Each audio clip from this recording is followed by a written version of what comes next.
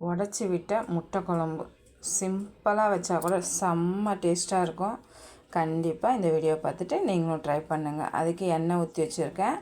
சோம்பு, கருவேப்பிலை, பச்சை மிளகாய், சின்ன வெங்காயம் சேர்த்துக்கோங்க. டேஸ்ட்டு வேறு லெவலில் இருக்கும். நல்லா பாதி வதங்கினோன்னு உப்பு சேர்த்துக்கோங்க. 1 ஸ்பூன் இஞ்சி பூண்டு விழுது, 2 தக்காளியை விழுதாக அரைச்சி சேர்த்து மிக்ஸ் பண்ணிக்கோங்க. குழம்பு மிளகாத்தூள், வெறும் மிளகாத்தூள், சிக்கன் குழம்பு மிளகாத்தூள் சேர்த்து நல்லா மிக்ஸ் பண்ணி எண்ணெய் பிரிஞ்சு வர வரைக்கும் எடுத்துக்கோங்க. அதுக்கப்புறம் 1/4 மூடி தேங்காய், 1/2 ஸ்பூன் கசகசாவை அரைச்சி கொஞ்சம் தண்ணி சேர்த்துக்கோங்க. எந்த அளவுக்கு குழம்பு வேணுமோ அட்ஜஸ்ட் பண்ணி ஒரு 10 நிமிஷம் கொதிக்க வச்சுக்கோங்க. அந்த கேப்பில் ஒரு 2 ஸ்பூன் மட்டும் புளி தண்ணி ஊற்றி கொதிக்க வச்சுருங்க. நல்லா கொதித்து வந்தோடனே கரம் மசாலா ஒரு 1/2 ஸ்பூன் போட்டுக்கோங்க. கொத்தமல்லி போட்டு மிக்ஸ் பண்ணிவிட்டு ஒரு 4 முட்டையை உடச்சி ஊற்றி சாப்பிட்டு பாருங்கள். செம்ம டேஸ்ட்டாக இருக்கும். ட்ரை பண்ணுங்கள்.